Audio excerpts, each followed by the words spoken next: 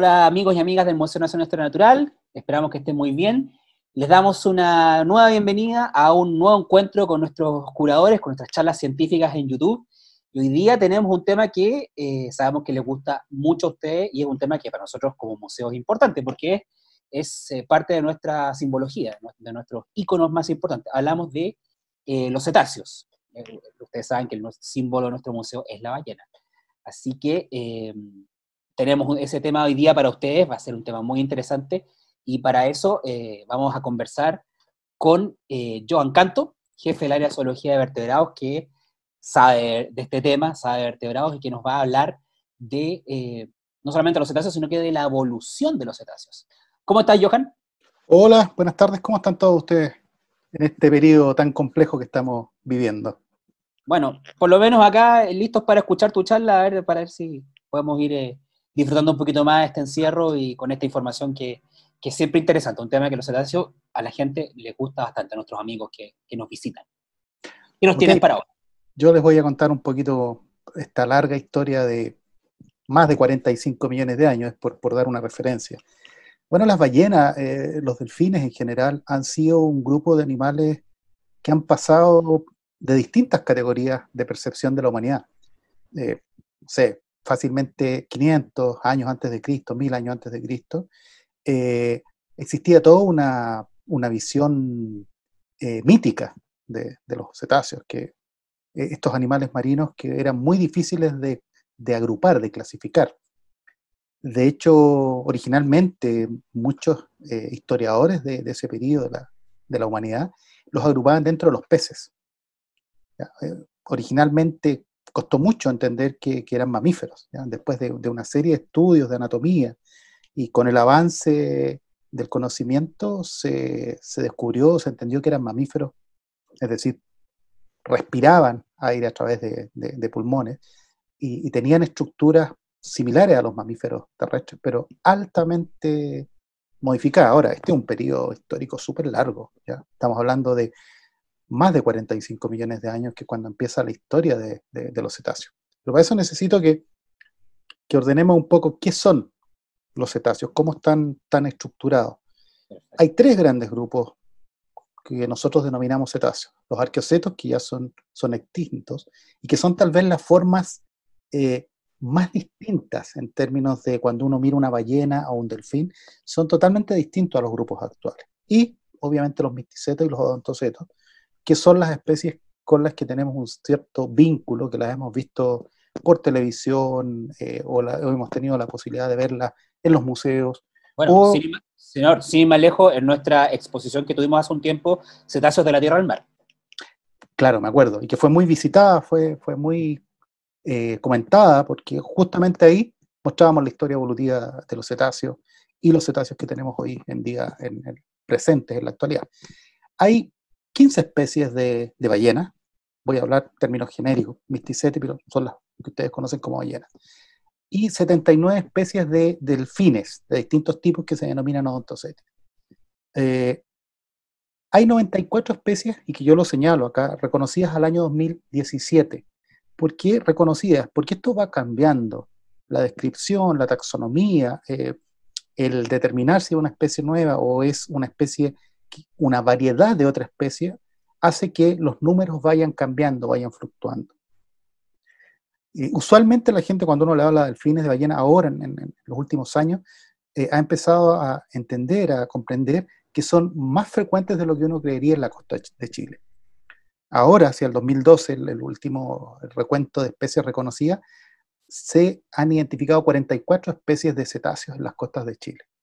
Ahora, que se diga 44 especies, ¿qué implica esto? Implica que o están presentes en algún momento del año a través de un proceso de migración, especialmente en los misticetos, o tienen rangos de hogar o zonas de hábitat muy, muy concretas y muy específicas a lo largo de la costa chilena.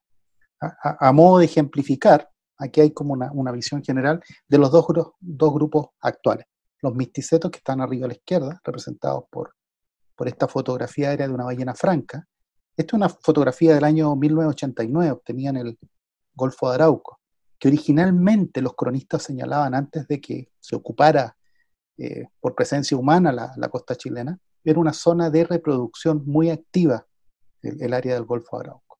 Y abajo un representante de los Odontocetis, es decir, en general del grupo de los delfines, representado por el delfín austral de las costas de Magallanes. Pero ¿cómo surgen? Esa es la pregunta, un poco la idea de la conversación. ¿Cómo es que aparecen las ballenas? ¿Por qué son tan relevantes para nosotros? Bueno, hay un evento, que es el famoso evento KT, cuando se produce el impacto del meteorito hace ya casi 65 millones de años, que lo que hace es dar una oportunidad de surgimiento, de diversificación a los mamíferos. Los mamíferos ya habían aparecido. Los mamíferos tenían una data de origen de alrededor de casi 200 millones de años, pero habían estado siempre muy circunscritos a una vida mucho más acotada. En general la diversidad era de formas pequeñas, pero este evento de extinción masiva les permite, de alguna manera, al grupo de los mamíferos diversificarse. Esto es tan efectivo, esta evaluación del meteorito, que lo que genera, en la imagen, en la animación que ustedes ven, que el mundo cambia para siempre. A lo que está en color naranjo, que me imagino que es como lo ven, y muestra cómo se va incendiando el globo terráqueo de esa época. Lo que está en blanco son los continentes de la época. Recuerden que estamos hablando hace 65 millones de años.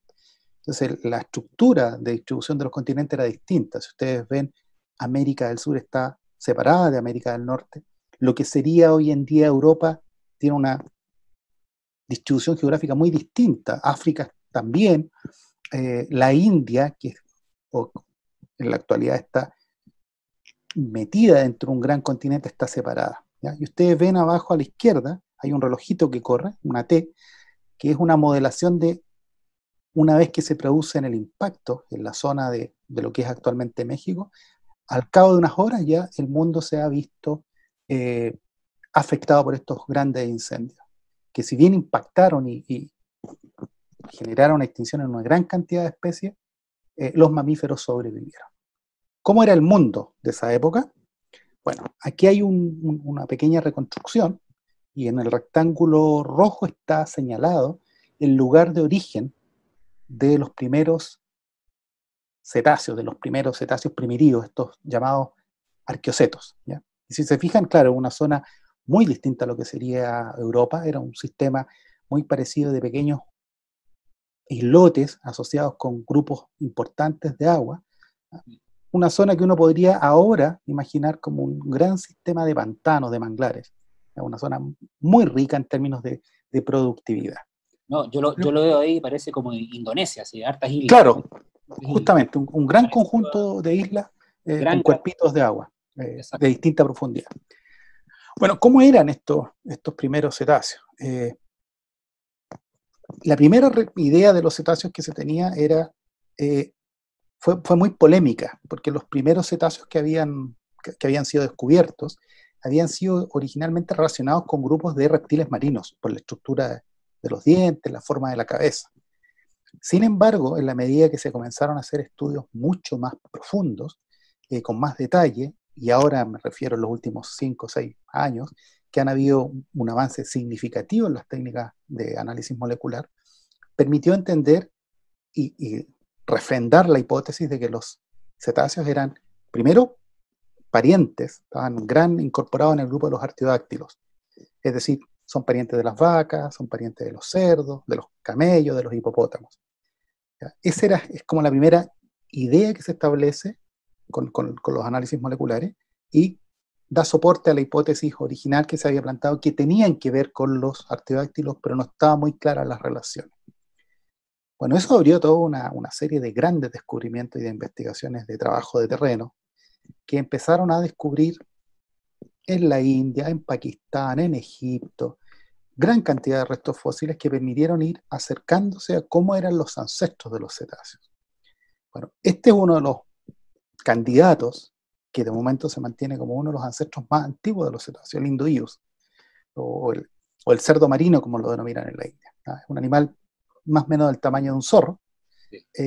Si uno mira el detalle de las de esta ilustración de las patitas, uno ve que son animales con pezuñas. Exacto, sí, debe ser eso.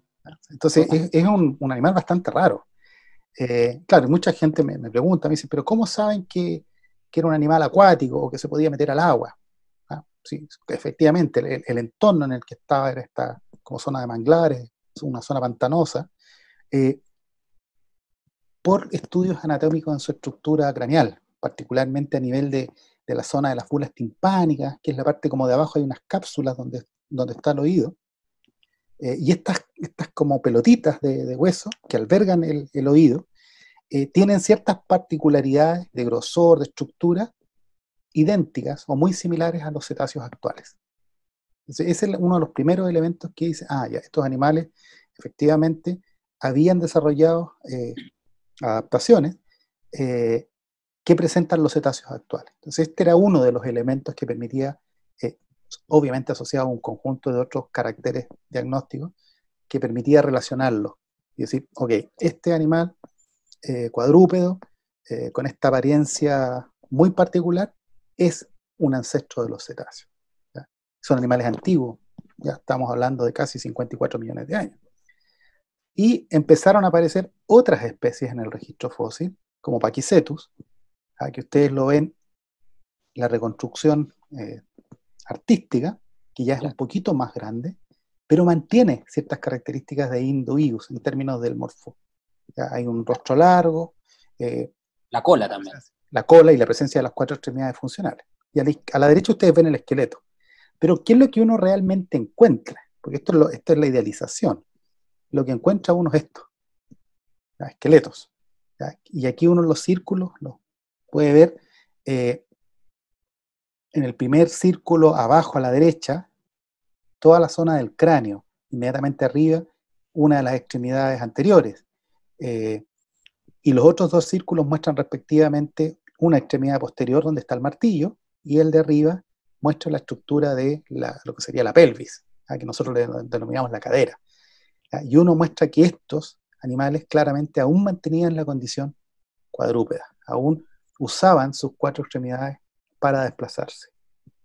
Cuando uno lleva esto a la reconstrucción, se hace una modelación, estas son algunas de las propuestas de reconstrucción. Es un animal que probablemente vivía al acecho. Uno podría hacer una suerte de analogía en términos de modos de cazar muy parecida a los cocodrilos, pero lo que estamos viendo ahí, si uno lo quisiera decir de manera muy coloquial, es una ballena antigua. Estos eran los ancestros de las ballenas y los delfines modernos. Acuérdense que de aquí se van a separar, o sea, aquí van a ver después, va a dar origen a 2 grupos anatómicamente distintos, con dientes en el caso de los delfines y sin dientes en el caso de las ballenas, y con el desarrollo de placas filtradores. De hecho, más adelante uno ve que dentro de este grupo hay animales que comparten la presencia de dientes y surcos o estructuras que hacen sospechar que se están comenzando a formar estas placas filtradoras, que no son homólogas. Los dientes de los delfines y las placas filtradoras o barbas de las ballenas no son homólogas, son estructuras distintas. Es decir, que las barbas de las ballenas fueron un invento, una innovación evolutiva propia del grupo de los cetáceos. Y obviamente también se comienza a producir un fenómeno muy interesante. Estos animales comienzan cada vez a experimentar una suerte de crecimiento. Comienzan a aparecer formas mucho más grandes. Georgiacetus son animales de más o menos 3-4 metros de largo, que aún conserva, si ustedes ven la ilustración de Georgiacetus, aún conserva la estructura de las 4 extremidades, ya adaptadas a la natación, pero aún se conservan. Y como la parte delantera también, como de la cara. Claro, aún mantienen esta similitud. Y de hecho, claro, si uno mira los cráneos con detalle, se da cuenta que la estructura de los dientes es diferenciada, como en los mamíferos terrestres, o sea, tienen dientes diferenciados. No son todos los dientes iguales, como cuando mira ahora un delfín, que todos los dientes son iguales. Claro. Ahora aquí en este periodo, en estas formas, aún los dientes presentan diferenciación. Y Cynthia Cetus, que es un ejemplar del 2011 de las costas peruanas, ya evidencia una pérdida casi total de las extremidades posteriores. No se han perdido, están presentes, ¿ya? Pero ya se presenta esa situación. Sí, tiene unas patitas muy cortas atrás, ahí por lo que veo, Sí, casi mínimas, justamente. casi Es como, microscópicas. aquí, de hecho, los primeros fósiles de un animal parecido a esto que se llamaba Basilosaurus isi, que fue encontrado en Egipto, presentaba las extremidades posteriores, las patitas posteriores, Sí. relativamente pequeñitas, pero funcionales. Era como si se le hubieran reducido. Entonces, muchas veces eso generaba una interpretación, no, tal vez esto es de otro animal, pero cuando fueron apareciendo cada vez más restos fósiles con mayores detalles, se entendió que efectivamente eran una reducción sostenida de las estructuras posteriores. Ahora, esto es como la parte de los fósiles, pero ¿qué es lo que significa ser cetáceo? ¿Qué es lo que implica transformarse en cetáceo? Bueno, hay tres elementos que pasaron. Lo primero es cambiaron los medios de locomoción. O sea, yo pasé de ser un animal terrestre, que me movilizo en cuatro extremidades, a un animal absolutamente acuático y que ya no camino, sino que nado. ¿Ah? Utilizo mis extremidades anteriores como aletas, desarrollo una aleta caudal propia y disminuye el tamaño hasta prácticamente desaparecer de las estructuras posteriores, de las extremidades posteriores. Pero también tiene que cambiar mi respiración, tiene que cambiar mi circulación, porque ya el respirar implica qué tan eficiente voy a ser en el agua. Yo creo que con esto uno lo entiende mucho mejor. Uno se da cuenta cuando uno está con poca actividad física, cómo se le compromete el sistema respiratorio en términos de la capacidad aeróbica. Se ahoga uno. Claro, si uno quiere después salir a correr rápidamente, no puede, necesita uno entrenar, necesita Ah, uno ir recuperando su capacidad de respiración. Bueno, en el caso de los cetáceos, lo que yo voy a comenzar a hacer, siendo un mamífero, voy a comenzar a desarrollar periodos más prolongados de apnea. Voy a aprender a contener y a manejar y administrar mejor mi respiración para poder sumergirme, capturar presas o sencillamente evitar ser capturado por otro animal.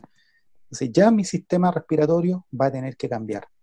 Pero si cambia mi sistema respiratorio, también va a cambiar mi sistema circulatorio, porque tengo que buscar formas de transportar el oxígeno de manera más eficiente a mi musculatura, tengo que tener un corazón adaptado a este nuevo reto, pero también tengo que hacerme cargo de un problema, la presión, porque yo mientras más baje voy a tener más presión por centímetro cuadrado de mi cuerpo. Entonces, las personas cuando uno está en la playa o en la piscina y baja un par de metros, hace apnea, y si uno ya baja mucho más, se da cuenta que siente la presión en la cabeza. tapan Siente los la oídos. presión. Claro, se te tapan los oídos. Entonces acá tengo que resolver varios problemas. Y los cetáceos tuvieron una forma muy elegante de resolverlo.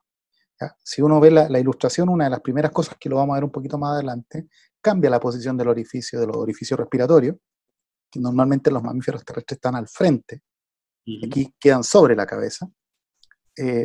Cambia la forma de orientarse, porque esa es una cosa que normalmente uno no ve. Cuando uno está en la piscina o está en la playa y trata de abrir los ojos, trata de mirar debajo del agua, se da cuenta que la visión de uno es muy, muy borrosa, es de muy mala calidad.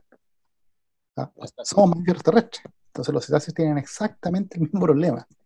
Tampoco van a ver tan bien bajo el agua.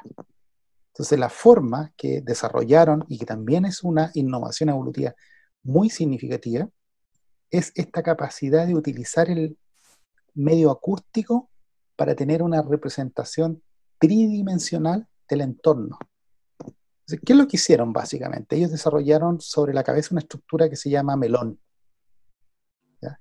Que está sobre la cabeza, que es como un cuerpo graso que tiene la capacidad de actuar como amplificador. Entonces, lo que los delfines en general, los cetáceos, hacen es, en el sistema de bolsitas que tienen sobre la cabeza, por donde está el orificio respiratorio, mueven una cantidad de aire y generan pequeños ruidos que amplifican con este melón que está en su cabeza. Una especie como Y de parlante, podemos decir. exacto. Y lo que hacen es básicamente lo mismo que los murciélagos, ecolocalización. Envían una onda en el medio acuático, la onda al chocar con un pez o con otro objeto, retorna por la mandíbula, eso es interesante, la emiten por esta estructura de la cabeza, el melón, pero retorna por la mandíbula, que es conducida por la mandíbula hasta el oído. Ahí la Y en el captan. oído, ahí la capta. Y la gracia es que esta captura que hace pasa al oído interno, ahí se amplifica y el cerebro hace un tratamiento de esa información. ¿Y qué es lo que hace? Discrimina y analiza, y es la hipótesis que se maneja es que genera una imagen en 3 dimensiones de lo que tiene al frente. Ahora, ¿cuánto es la definición, la resolución de esta capacidad? Bueno, hay una colega que trabajó muchos años con delfines nariz de botella en cautiverio, en Europa, y detectó en su tesis de doctorado que la especie de delfín nariz de botella, que es el famoso flipper que todo el mundo conoce, era capaz de discriminar en el fondo de una piscina monedas del tamaño de las antiguas monedas de 10 pesos. Esa era la capacidad de discriminación. Chiquititas. Chiquitita. Y de hecho tú podías tirar una película de arena y cubrir la moneda, y con ecolocalización son capaces de determinarla, dónde está y pasártela. Se entrenan estos ejemplares, estas especies de delfines para poder trabajar con ellos y poder medir sus potencialidades. Aquí hay una imagen que muestra un poco, así en términos muy generales, de algunas especies de arqueocetos como los Remingcetidae, el Basilosaurus, los Odontoceti y los Mysticetas a la actualidad. Y ahí están las flechas. Las flechas muestran la posición del orificio nasal. Ahí, si ustedes se fijan en la imagen que está al lado del delfín y la que está al lado de la ballena, que la flecha queda sobre la cabeza. Está muy arriba. Está muy arriba. Sí. Entonces esto implicó varias cosas. O sea, primero, implica desplazar la posición de los orificios nasales, que no es algo menor. La parte del cerebro, toda la parte del occipital y el parietal que se ve en color verde, cambian de posición. Es como si desde la parte de atrás de tu cabeza se proyectara hacia adelante, hacia el frontal. Pero como que se va un poco para atrás el cerebro, se les va para hacia atrás se proyecta hacia adelante, es como si tú tomaras a una persona desde la cabeza, o cualquier mamífero terrestre, empujaras la parte de atrás de la cabeza y la empiezas a proyectar hacia adelante. Perfecto. Entonces empujas los huesos nasales, el frontal, de hecho en ellos, si se fijan en el delfín, es como una línea muy delgadita. El frontal es el hueso a la frente. Si uno ve el frontal de uno o de cualquier animal terrestre, en general es un frontal grande. Pero acá se reduce, se comprime. Entonces el cerebro tiene que reorganizarse y cambia también la postura de los ojos. Porque en los ojos la postura de los mamíferos terrestres es adelante. Y aquí no, la postura de los ojos, si yo muevo el puntero, la postura de los ojos queda en esta zona, aquí. A los lados. Los lados, igual que en las aves. Entonces, eso requiere una reorganización espacial muy compleja. En la siguiente diapo lo podemos ver con más detalle. Aquí hay un cráneo de delfín y un cráneo de un zorro gris de Canadá. Entonces, está muy bien marcado el tema de la coloración. Aquí está el frontal, aquí está en un colorcito medio verdecito, y es básicamente una franja totalmente comprimida. Y si miras abajo, te puedes dar cuenta la extensión que tiene. No, claro, abajo es como una placa, digamos, algo muy grande. Liso, grande, visible. ¿No? Ahora todo esto, aquí solamente estoy mostrando un lado, pero el frontal abarca los dos lados. Claro. ¿Ya? Y los nasales, que es nuestra nariz, en los cánidos, se me cambió. Se te fue para atrás. Espérate, ahí está. Los cánidos, si se fijan, el nasal es largo. Y acá, miren, son dos pequeños huesecillos que están inmediatamente al lado del orificio respiratorio, igual que acá. Acá está el orificio respiratorio, el ingreso de las fosas nasales. Acá está en la misma posición. Acá es horizontal y acá básicamente es vertical. Claro. Ya, esas son transformaciones más o menos importantes que obligaron y fueron relativamente rápidas. O sea, recuerden que cuando uno siempre habla en millones de años, pero en términos evolutivos fue un proceso bastante rápido, pero de una alta complejidad.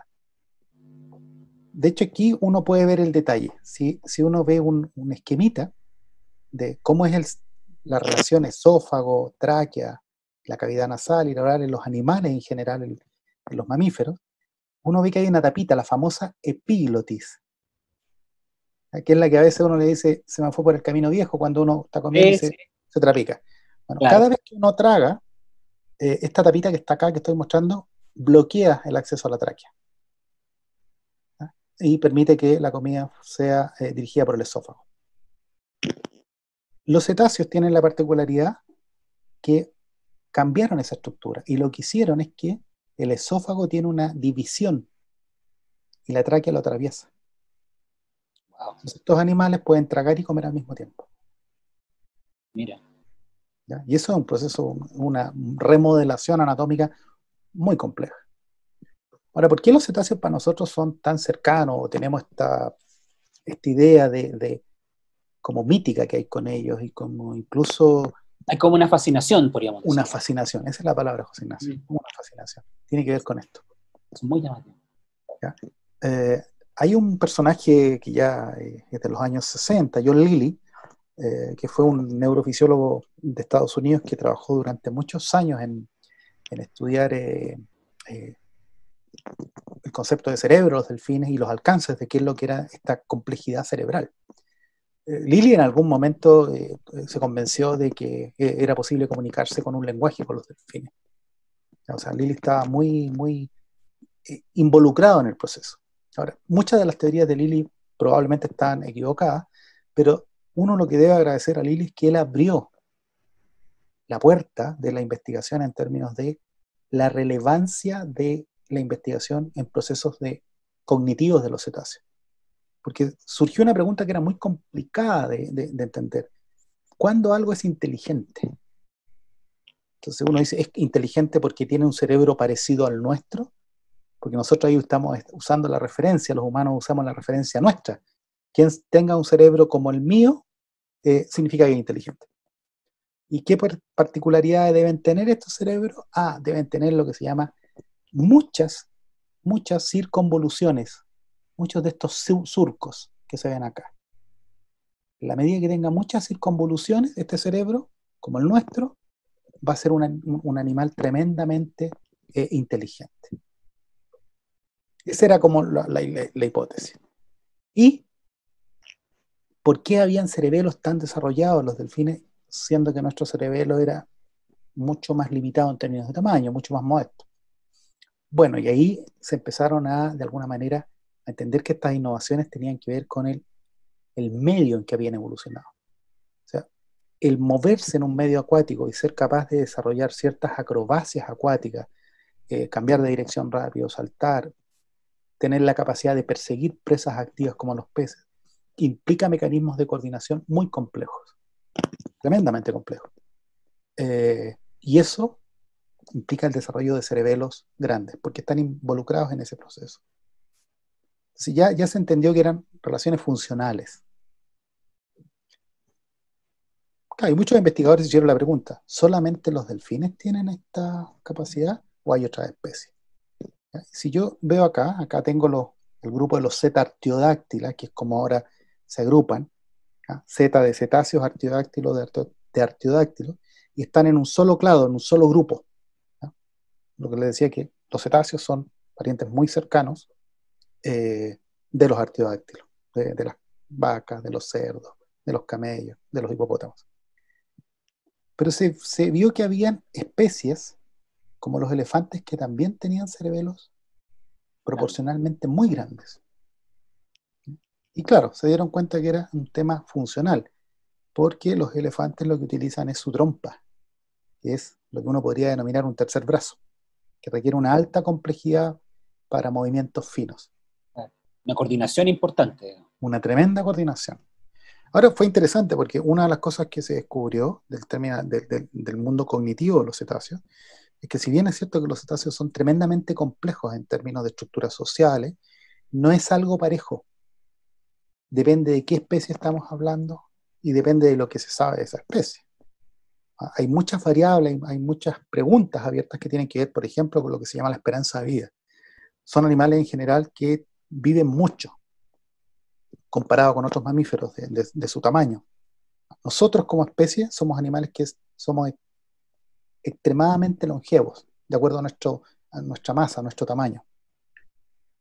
Los cetáceos también son muy longevos. O sea, sabemos que las orcas, por ejemplo, en vida silvestre pueden sobrepasar los 90 años de vida. Wow. La ballena azul normalmente están bordeando también 70, 80 años, pero hay especies como por ejemplo la ballena boa, que vive en el hemisferio norte, que están sobrepasando los 210 años de vida. Wow. Entonces, ¿por qué viven más? No lo entendemos. Es una pregunta que está abierta. Se sabe que tienen ciertas modificaciones a nivel genómico, pero no se entienden bien por qué esa especie en particular vive más, cuando también hay otras especies de cetáceo en aguas frías, que son especies que viven, Balaena mysticetus es la ballena que les digo, viven en el hemisferio norte, en el Ártico, pero asociada a ella hay otras especies de cetáceos como los narvales, como las belugas, que no tienen esos periodos de vida. Entonces también hay preguntas, ¿qué hace que vivan más? Tiene que ver con la reproducción, cuántas crías tiene que ver con lo que comen. Son una serie de preguntas que se están abriendo para tratar de entender todas estas grandes innovaciones que han sufrido los cetáceos. Es un tema muy, muy, muy abierto. Wow, sí. Además que hay otro tema que ha surgido, que estuvo presente, en la literatura científica ha estado presente, pero en los últimos años ha cobrado una especial fuerza, que es lo que se llama la hibridación, que es muy conocida en las plantas, o sea que especies distintas son capaces de reproducirse, ¿no? Pero el gran problema que se daba con los híbridos, que normalmente los híbridos no están presentes en mamíferos, o hay hibridaciones no fértiles. No sé, por las mulas, muchas especies que tú tienes que generan hibridación, pero no dejan descendencia fértil. Bueno, es aquí donde se genera la sorpresa. En los cetáceos la hibridación es algo bastante común. ¿Ah? Bastante común. De hecho, hay el delfín nariz de botella y esteno, que es otro tipo de delfín. En cautiverio se ha observado que generan hibridación, ¿ah? Generan descendientes. Estos descendientes sí usualmente no son fértiles, ¿ah? Y siempre una de las discusiones que se daba es que hibridaban porque estaban confinados en un lugar común. Entonces la hibridación se producía de alguna manera, si lo pensamos, de manera forzada, porque no tenían la opción de estar en vía libre. Bueno, eso de alguna manera, esa idea se vino abajo con algunos estudios en los últimos 20 años, en que muestran que los híbridos son más comunes de lo que uno creería, ¿ya? Abajo a la izquierda tengo dos especies de delfines. El de más abajo se llama delfín liso, porque no tiene aleta dorsal. Es un delfín que está distribuido en el hemisferio sur, en la costa chilena también se ve, viven en agrupaciones grandes. Y el de más arriba es un delfín austral. Y el de la derecha es un híbrido entre estas dos especies. Aleta chiquitita. Claro. Ahora, estos son animales que no están en cautiverio. Entonces se han observado muchas tasas de hibridación, muchas hibridaciones entre diferentes especies de cetáceos en vía silvestre, en vía libre. Entonces, la gran pregunta, que es una pregunta que está abierta, ¿la hibridación puede constituirse en un motor de evolución y de generación de nuevas especies en los cetáceos? Es una pregunta abierta. Normalmente el común del mundo académico dice, no, los híbridos en general no son viables, pero los cetáceos han demostrado que aparentemente es un probable mecanismo que podría conducir o potenciar modelos o sistemas de especiación particulares. Hay un tema que está en desarrollo, o sea, no está cerrado. Falta mucha investigación y falta mucho entender por qué. Y aquí lo que estamos mostrándoles de este caso no es uno, son muchas especies distintas. Y aquí lo que está hibridando son especies y de géneros distintos. O sea, no es que uno diga, bueno, mira, es la misma especie, o sea, es el mismo género con especies similares. No, son géneros distintos. Esto mismo también se observa en ballenas. De hecho, aquí toco el tema de nuestra ballena del Hall Central. Claro. Greta. La Greta. La Greta ha pasado por varias identidades. Hay un trabajo que publicamos hace ya varios años, en que la Greta originalmente había sido descrita como una balaena. Después tomó la identidad de una ballena azul. Bueno, cosa que hasta hace poco también mucha gente cree que todavía es una ballena azul. Claro. Todavía tenemos que ir haciendo esa corrección. No es una ballena azul, porque estuvo muchos años, a partir de 1980, creo, hasta el 2000, que me parece que fue 2012 cuando le hicimos el análisis. 2013, 2013, cuando le hicimos cuando se desmontó. remodelamos, exactamente, cuando se desmontó la ballena y se restauró. Pero en el 2012 nosotros publicamos la revisión de la ballena. Así es, efectivamente. Y ahí establecimos que no se trataba de una ballena azul, sino que la señalamos como la ballena que está actual, que es una Balaenoptera borealis. Pero aún así, los caracteres que logramos utilizar no son tan concluyentes, porque tratamos de hacer análisis de ADN, y el problema es que el ADN en este caso particular de esta ballena está degradado. Se tomaron, no sé, 6, 7 muestras y se intentaron hacer distintos análisis, pero el ADN siempre sale degradado. Por lo tanto, no podemos usar una herramienta molecular. Inutilizable. Es inutilizable en ese ámbito. Por ahora, tal vez con tecnología a futuro pueda mejorarse, pero por ahora no somos capaces de hacer eso. Pero los caracteres morfológicos, particularmente que están localizados en la parte ventral, unas cosas que se llaman bulas timpánicas, presenta características que permiten definirla como se denomina, pero también tiene cierta cercanía con otras especies. Entonces, no me extrañaría que esta especie, este ejemplar, también pudiera ser un híbrido. Podría ser una de las grandes sorpresas a futuro. Ahora, ¿por qué son tan particulares en ese sentido los delfines? El caso particular de las orcas. Uno normalmente en la cabeza uno tiene la idea de una orca, ¿ya? Pero ahora en realidad sabemos que las orcas son tremendamente distintas. De hecho, acá probablemente yo voy a decir algo que puede generar un poco de polémica en algunos colegas. Hay varios autores que señalan que las orcas son portadoras de cultura, ¿ya? Tal como lo digo, de cultura. ¿Por qué? Porque son capaces de transmitir aprendizaje de generación en generación y que no tiene que ver con un componente genético, sino que tiene que ver con la capacidad de transmitir aprendizajes. Esta gracia de las orcas se ha hablado de que forman lo que se denomina los ecotipos. ¿Ya? Por ejemplo, si uno ve las orcas del hemisferio norte, fundamentalmente en la costa norte de Canadá, en un lugar que se llama Telegraph Cove, en la isla de Vancouver, muy al norte. Que son los que están a la derecha aquí en la imagen. Correcto, están a la derecha. Están a la cara derecha. Este grupito tiene dos grandes variantes, dos ecomorfos, que se llaman dos ecotipos. Uno que es cazador, que consume lobos marinos, o lo que es asimilable a los lobos marinos, que allá se llaman, son focas, ¿ah? Y otro que se alimenta exclusivamente de salmones. De la imagen de la derecha, ¿ya? De la imagen de la derecha, las más pequeñas son las formas que se denominan residentes y se alimentarían exclusivamente de peces, fundamentalmente arenque, salmón y otros peces similares.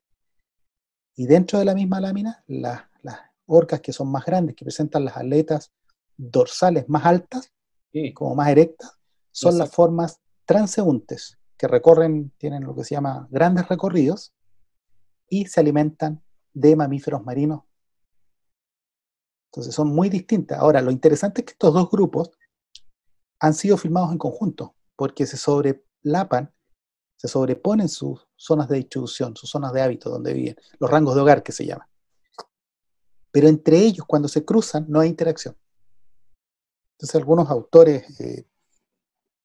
John Ford y otros que han trabajado en acústica de este grupo, se dieron cuenta que básicamente tanto los transeúntes como los residentes es como que hablaran lenguas distintas, tienen codas distintas.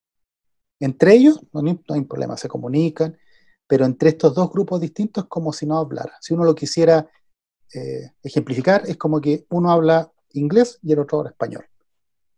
Se cruzan, se miran cortésmente, pero no interactúan. No hay agresiones tampoco. El caso del hemisferio sur es distinto. ¿Ya? Colegas que han trabajado en Argentina, el doctor Miguel Iñigue, nos comentaba de que las orcas de acá parecieran ser mixtas. Hay un periodo en que me voy a alimentar de lobos marinos, de elefantes marinos, de aves marinas, porque está asociada al periodo reproductivo de esos animales. Pero cuando termina el proceso reproductivo, me alimento de peces. ¿Ya? Y también hay supuestamente algunas variantes de los grupos que están en Antártica, ¿ya? Que tendrían ciertas diferencias en coloración y en tamaño. Entonces aquí yo me hago la pregunta, digo, ok, si estas diferencias, tanto las del hemisferio norte como las del hemisferio sur, y especialmente las del hemisferio norte, porque tienen diferencias en términos de estos, entre comillas, tómenlo como analogía, de estos lenguajes, son distintos. ¿Darán origen en el futuro a dos especies nuevas? Es una pregunta abierta, ¿no? Claro. Pero uno lo que puede ver ahí es que la evolución está trabajando, ¿ya? Y obviamente esto tiene que ver con la tremenda capacidad y la tremenda plasticidad conductual que estos animales tienen. O sea, todo esto lo pueden hacer porque tienen cerebros que les permiten desarrollar mucha plasticidad, dar respuesta a distintas situaciones de manera muy, muy rápida. Cuando yo les comentaba un poco en términos de la ancestría, aquí hay un resumen muy bonito de, si uno se fija arriba, está muy chiquitito el Induius, y Así. van apareciendo, no es que la evolución sea lineal, ojo con eso, esto es un esquema solamente, pero va mostrando las diferentes relaciones hasta que llegamos abajo donde están los odontocetos y los misticetos. ¿Ah? Y que estas flechas se proyectan hasta el presente. En los otros grupos son flechas cortas, ¿ah? Quedan Claro. truncadas. Y arriba se ve una escalita que va de 55 a 25 millones de años.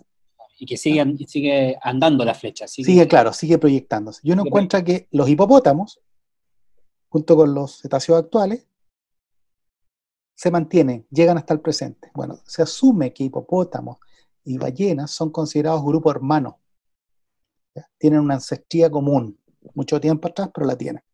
Entonces, esto fue como la situación definitiva, que dijo, sí, efectivamente, este grupo está emparentado, por eso no pueden estar separados, y se creó, o se armó esta estructura de los cetartiodáctilos. Se cambió toda la estructura de clasificación y de agrupación. Muchos libros clásicos mantienen como el grupo separado, pero la mayoría de los libros nuevos esto aparece con modificaciones ya. Entonces ya no se habla de orden cetácea, no, se habla que es otra categoría contenida dentro de un grupo más grande que se llama cetartiodáctil. Ahora, las moléculas dicen lo mismo, ¿ya? Si yo miro acá, ¿ah? Tengo distintas especies. Esta es la ballena, la Balaena mysticetus que yo les mencionaba, que es extremadamente longeva, que sobrepasa los 200 años de vida. La de los 2 siglos, 200 y tantos Claro, años. los 2 siglos. Ahora, me detengo en esto, que puede ser una cosa muy anecdótica. La técnica para poder determinar la edad de los animales no es algo trivial. Claro, cuando tú tienes animales en zoológico, claro, uno dice, sí, yo puedo estimar la edad porque tienes animales de cautiverio.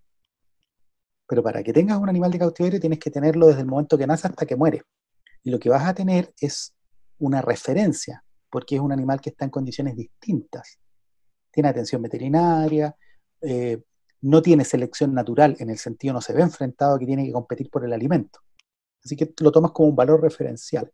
Tiene muchas más chances que un animal Exacto. natural, Claro, al natural, digo, la o sea, naturaleza. claro, un animal que vive en condiciones de vida libre, Claro. probablemente tiende a vivir menos. Ahora, va a depender. En el caso de los cetáceos, sabemos que los cetáceos que están en cautiverio reducen su tasa de manera espectacular. O sea, mueren muy rápido. Las orcas, por ejemplo, que están en los acuarios, normalmente ya a los 25 años fallecen por problemas de pulmonía asociados al estrés, neumonía, exacerbación de parásitos, pero tiene que ver con que el cautiverio definitivamente los daña.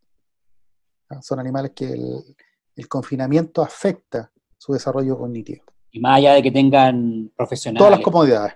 claro, Es un tema. veterinarios a mano. Claro, es como verlo en el caso nuestro. O sea, el confinamiento que estamos viviendo, no todos funcionan de la misma manera, ni a todos los afecta de la misma manera. Pero igual nos afecta. Pero igual nos afecta. Y es un confinamiento de meses, imagínate un confinamiento de toda tu vida. Claro. Entonces, el proceso cognitivo, o sea, animales que tienen grandes procesos cognitivos como los cetáceos o los primates, ven comprometida su calidad de vida y por ende se refleja en la cantidad de años que viven. ¿Ya? Entonces, esto que desarrollaron los españoles, que haciendo estudios de aminoácidos, estimaron la edad, 211 años si no me falla mi memoria. Pero siempre tenían la duda, ok, calculamos que Balaena mysticetus, la ballena del norte de Groenlandia vive eso, ¿será cierto? Bueno, en el hemisferio norte, en el Ártico, las poblaciones de esquimales tienen permisos de captura indígena para capturar una cantidad de ejemplares de ballena al año para su consumo. Entonces tienen acuerdos de investigación. Cada vez que ellos capturan una ballena y la procesan, la faenan, si encuentran todo, por ejemplo, todo lo que es el esqueleto, todo lo que es material genético, muestras de tejido, sacan muestras, las obtienen y se las entregan a los investigadores.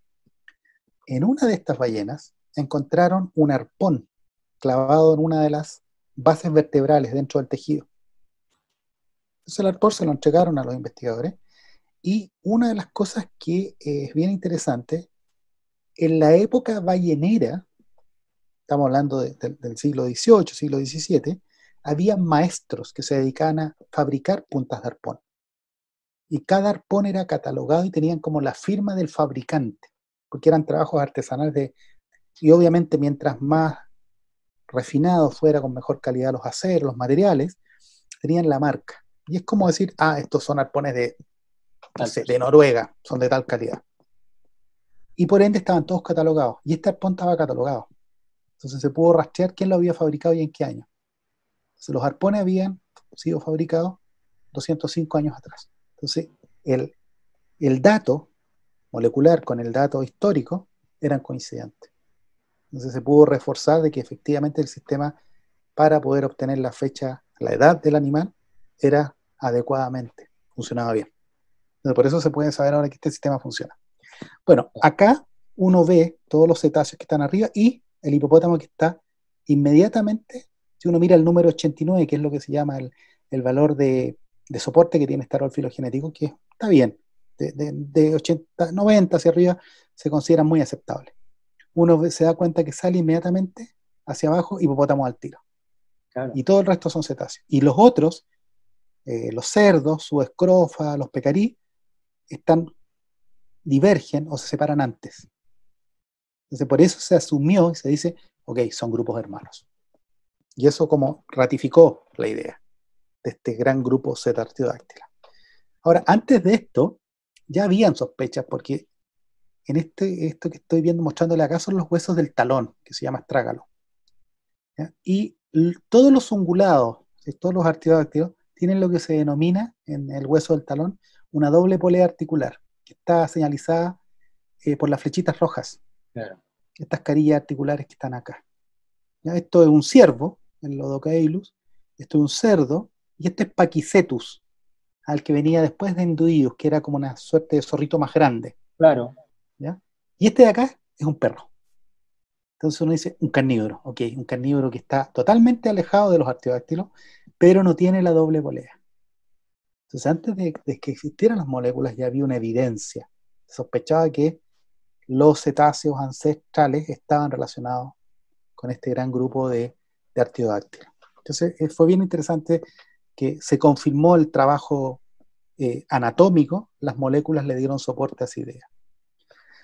Una cosa entretenida, este es un tipo de delfín rotador que se llama Estelena atenuata, y en su desarrollo uno ve el recuerdo de la vida terrestre. Extremidades negro, las anteriores, y en rojo las posteriores, Sí. que aparecen durante algunas etapas del desarrollo embriológico para luego desaparecer, y solo permanecen las anteriores que se transforman en aletas. Es una cosa interesante. Y la otra, esto que está acá, son las vibrisas. Los mismos pelos que tienen los gatos, los perros. Bigote. Claro, estos bigotes que tienen las vacas gruesos, son esas vibrisas, que también en estados de desarrollo embrionario aparecen. Y después son reabsorbidas. Ahora, ojo, uno siempre dice, bueno, los cetáceos son mamíferos, pero no tienen pelo.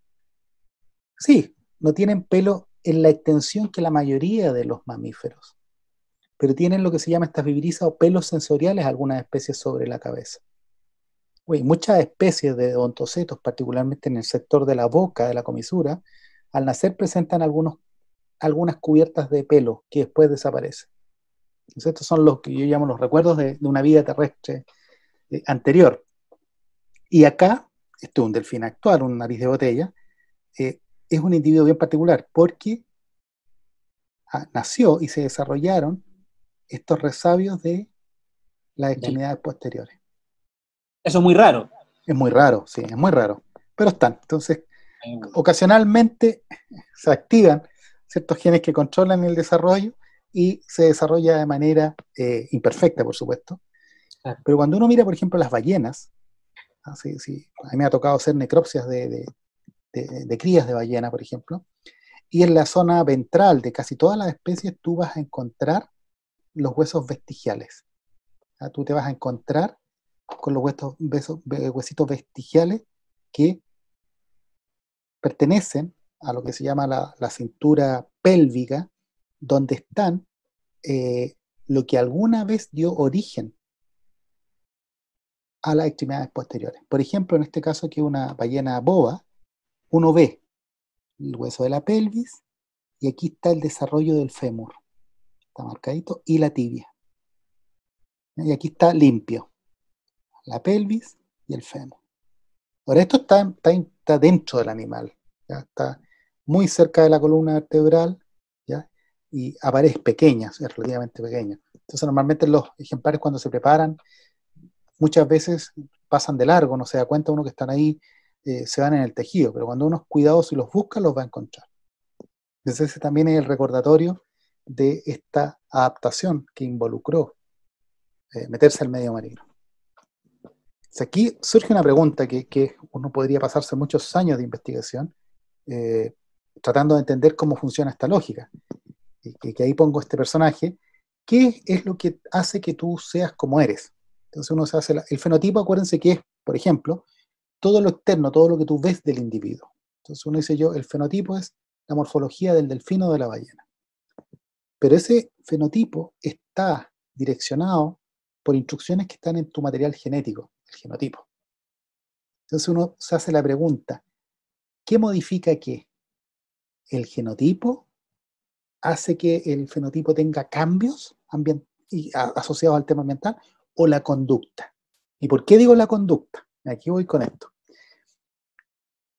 Si uno mira una ballena, un delfín, la orca, por ejemplo, si yo hiciera el ejemplo, básicamente la estructura anatómica y de sus distintos sistemas, digestivo, cardíaco, pulmonar, renal, es el de una vaca. El tipo de riñón que tienen un estómago compuesto, igual que las vacas, igual que en general los herbívoros. Pero las orcas, a pesar de tener un estómago compuesto, no comen pasto, comen carne.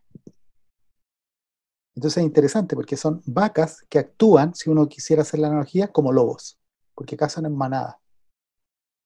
Y transmiten las enseñanzas de estrategias de captura a sus crías. Entonces de ahí es donde muchos autores han entrado en este concepto de la cultura, porque no es una herencia asociada al genotipo, sino que es una herencia asociada al aprendizaje.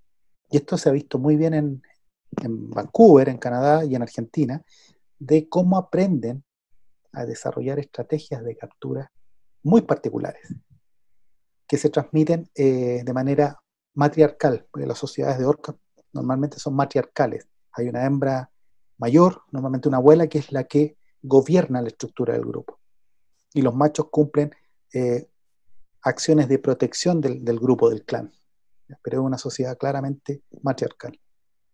Entonces, está abierto. ¿Qué es lo que hace que el fenotipo, es decir, que la apariencia, que la morfología, vaya cambiando? ¿Estrictamente el genotipo? ¿Por accidentes mutacionales o de selección natural? ¿O es la conducta? ¿O es una interacción de ambos elementos? Esa es una pregunta que no está resuelta, está abierta. Pero eso ha sido básicamente este recorrido de 45, 50 millones de años en la historia de los cetáceos. Ahora, entre las preguntas que me acuerdo que dejaron en las redes sociales. Nos llegaron muchas. Sí, llegaron, me acuerdo que alcancé a ver dos. Las tenemos acá, por si acaso. Ya. Una cosa, hay especies que presentan, tienen una reducción del sistema olfatorio, sí, la tienen, pero no la han perdido. Dime, José Ignacio. Leámosla porque las tengo acá Ya, perfecto. para que quede ahí más clarita. Esa es la que te estabas refiriendo, es de Giorgio Clutch, @GiorgioClutch, que nos dejó esta pregunta en Instagram y pregunta: ¿todos los odontocetos perdieron el sentido del olfato? Esa era No. la O sea, pregunta. en general, hablemos de cetáceos. Hay especies que efectivamente lo redujeron de manera ostensible. ¿Ya? En los odontocetos normalmente existen, o sea, el bulbo olfatorio está presente, no tiene el desarrollo que en animales terrestres, pero en odontocetos está muy disminuido. Ahora, ojo con esto, cuando uno dice está muy disminuido es porque uno ha trabajado en una, dos, tres o cuatro especies.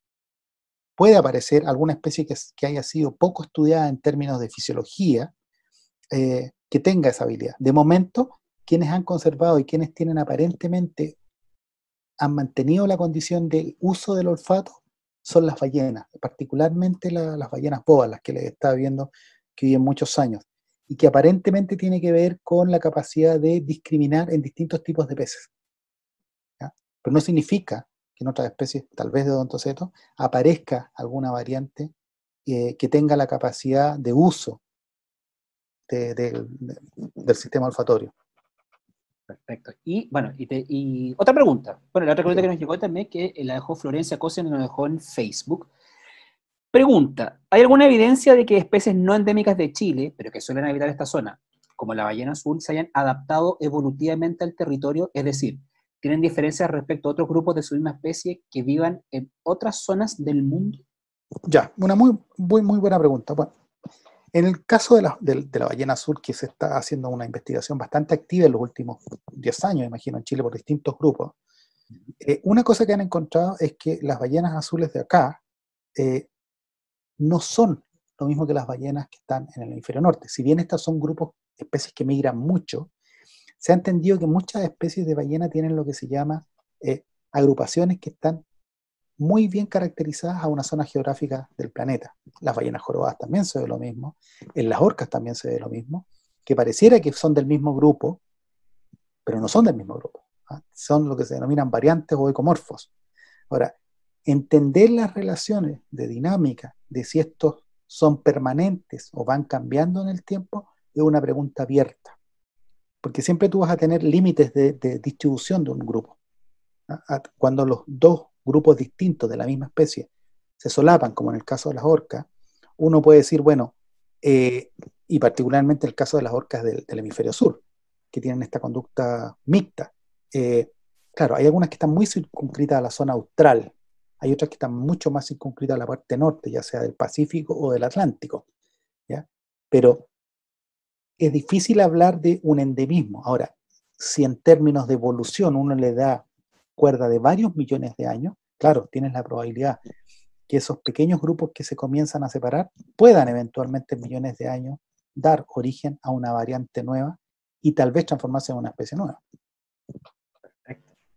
Bueno, Johan, oye, un viaje de 45 millones de años, pero que en realidad parece que todavía seguimos andando, porque hay muchas preguntas abiertas, hay muchas cosas que se están descubriendo, muchas cosas que se siguen investigando y que pareciera que vamos a seguir descubriendo en los años que vienen, y vamos a tener que tener una sorpresa de los cetáceos a futuro.